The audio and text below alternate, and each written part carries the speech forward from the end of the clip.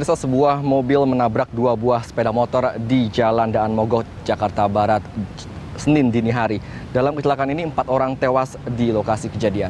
Mobilnya yang dikendarai apa, Pak? Fortuner, warna hitam. Isinya berapa orang, Pak? 8 orang. 8 orang. Yang meninggal dalam mobil? Yang di dalam mobil 2 orang, 1 perempuan, yang 3 ke rumah sakit, yang 3 masih ada. Luka-luka. Kembali, mobilnya dulu. Saya tendang kaca, kacanya agak pecah ya, keluar. Ngamatin saya sendiri. Itu saya ngamatin dia. Ada nomor HP-nya gitu doang. Tujuannya dari mana ke mana, Pak? Mau nganterin teman yang itu meninggal itu. 8 teman atau bagaimana? Temannya dia. Saya sih nggak gitu kenal. Sementara itu puluhan rumah warga di kawasan padat penduduk di Kota Medan, Sumatera Utara terendam banjir. Dari banjir, sejumlah anak-anak dan orang dewasa memanfaatkan untuk berenang.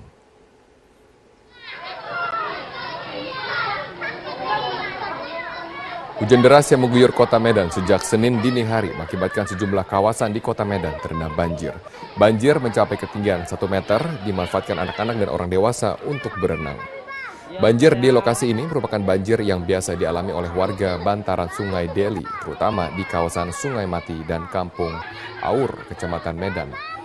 Banjir di permukiman warga disebabkan oleh tingginya intensitas curah hujan di Kota Medan, serta buruknya sistem drainase di kawasan tersebut.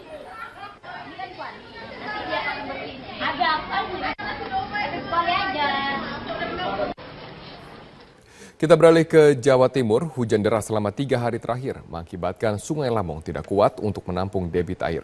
Banjir pun terjadi di Gresik, Jawa Timur. Kita bergabung bersama rekan kami, Herma Prabayanti, untuk informasi selengkapnya dari lokasi banjir. Herma, bagaimana dengan kondisi air, ketinggian air di sana? Di mana saja kecamatan yang mendapatkan dampak paling parah dari banjir? Ya, Robert dan pemirsa, memang saat ini sudah ada 4 kecamatan. Tadinya memang hanya di Kecamatan Benjeng, tapi sekarang udah ada 4 kecamatan, yaitu Kecamatan Cerme, Balong Bendo, kemudian ada 2 kecamatan lainnya. Dan saya saat ini berada di Kecamatan Benjeng. Bisa dilihat bahwa di jalan utama Kecamatan Benjeng ini sudah ada genangan air, meski tidak terlalu tinggi, namun ini cukup mengganggu arus lalu lintas. Ini adalah jalan utama warga di Kecamatan Benjeng ini untuk menuju ke arah Mojokerto maupun ke arah kota Kabupaten Gresik. Selain itu, kita lihat rumah-rumah warga pun sudah dipenuhi dengan air. Ketinggian air pun bervariasi memang, mulai dari 10 cm hingga 1 meter di dalam sana. Ketinggian air bisa mencapai 1 meter dan ini sudah memasuki rumah-rumah warga. Tak heran aktivitas warga pun semakin terganggu. Bukan hanya rumah warga yang memang digenangi air yang cukup tinggi hingga 1 meter, namun sektor perekonomian pun sempat lumpuh pagi tadi. Dan di Pasar Benjeng ini saja tidak ada aktivitas perekonomian sama sekali.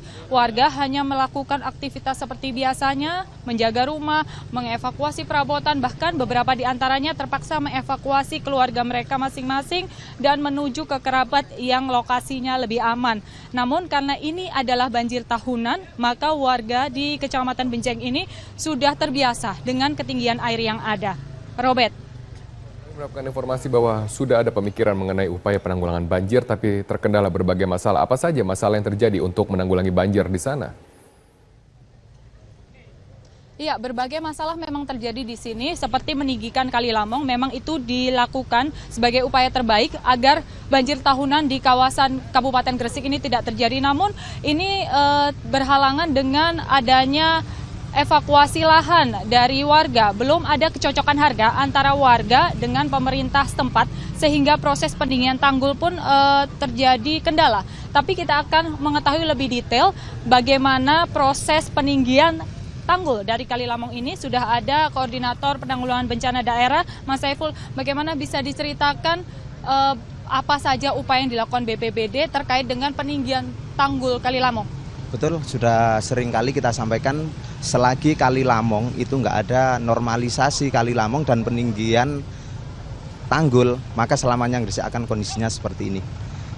Badan Penanggulangan Bencana Kabupaten Gresik sendiri sudah mengoptimalkan upaya. Yang pertama, koordinasi dengan Provinsi Jawa Timur dan Badan Wilayah Sungai, Bengawan Badan Wilayah Sungai yang menangani Kali Lamong, BPBS, itu sudah kita upayakan, sudah kita koordinasikan Pokoknya selagi Kali Lamong tidak ada optimalisasi dan peninggian tanggul, maka penuhnya seterusnya Gresik akan seperti ini. Ini adalah satu-satunya cara peninggian Kali Lamong begitu. Tapi sementara ini pemerintah belum ada eksekusi untuk meninggikan Kali Lamong karena terkendala lahan dan sistem administratif lainnya. Saat ini juga ada banjir, apa upaya sementara yang dilakukan oleh BPBD?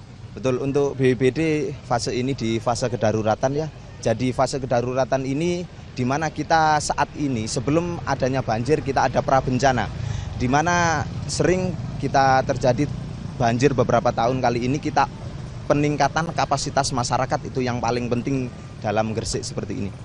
Kondisi Gresik yang saat ini seringkali dilanda banjir seperti itu. Tadi pagi banjir ketinggian mencapai 1 meter, perekonomian lumpuh, pasar kemudian tidak bisa beroperasi. Kemudian apa yang harus dilakukan agar masyarakat tidak panik begitu? Betul. Kita himbau, jadi saat ini kita menghimbau kepada warga masyarakat yang terdampak. Betul memang ada penurunan saat ini debit air, tapi penurunan di Kabupaten Gresik otomatis ada pelebaran wilayah. Jadi yang dulu tadi pagi ada 8 desa, sekarang menjadi 12 desa yang ada di Kecamatan Benjeng.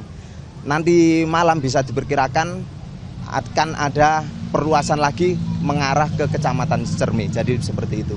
Baik, terima kasih atas informasinya, selamat bertugas kembali. Dan Robert serta pemirsa, memang saat ini Kabupaten Gresik menjadi langganan banjir karena Kali Lamong belum ada normalisasi. Namun warga setempat terus berharap agar pemerintah melakukan tindakan dan aksi agar tanggul di Kali Lamong ini bisa tinggi dan tidak ada lagi masalah banjir di kawasan Kabupaten Gresik. Kembali ke Robert. Banjir semakin surut tapi juga wilayah yang tergenang air semakin luas. Terima kasih atas informasi Anda langsung dari Gresik, Jawa Timur.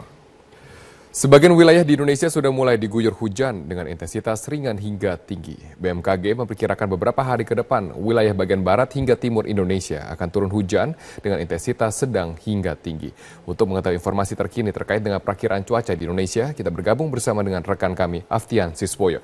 Aftian, apa saja perakiraan cuaca yang diprediksi oleh BMKG?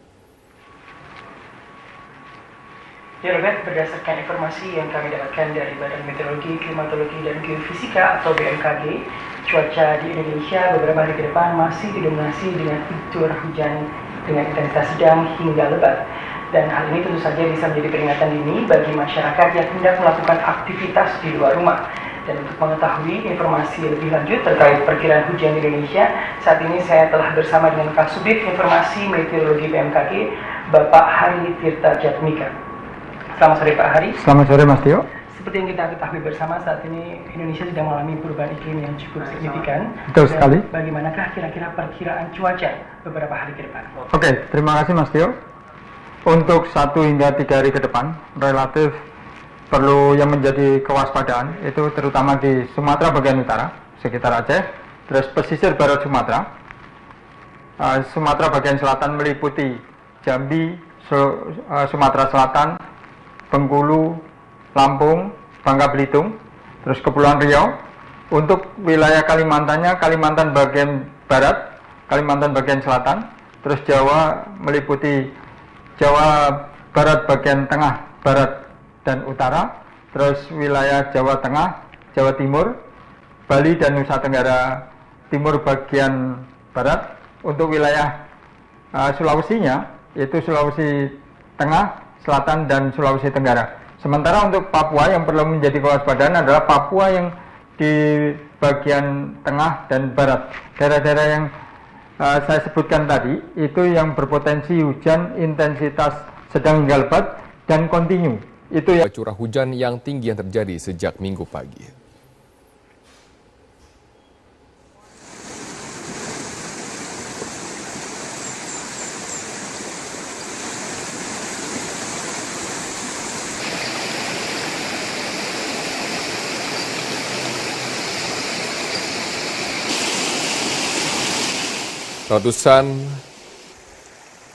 Hujan deras yang terjadi di Kabupaten Pasaman mengakibatkan banjir bandang.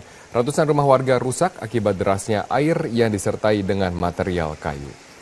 Banjir bandang yang terjadi dini hari tadi membuat sejumlah warga harus mengungsi ke tempat yang lebih aman untuk mengantisipasi banjir susulan. Tidak ada korban jiwa dalam insiden ini, namun hingga kini belum ada petugas BPBD yang datang ke lokasi untuk memberikan bantuan.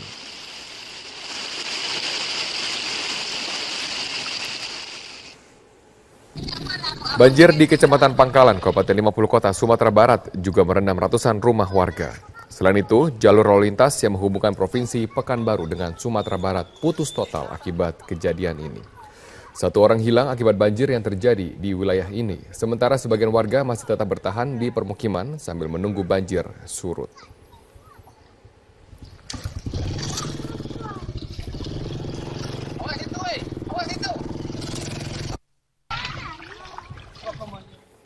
Ratusan rumah warga di Kecamatan Pangkalan, Kabupaten 50 Kota, Sumatera Barat terendam banjir. Selain rumah warga, banjir juga memutus jalan yang menghubungkan Provinsi Pekanbaru dengan Sumatera Barat.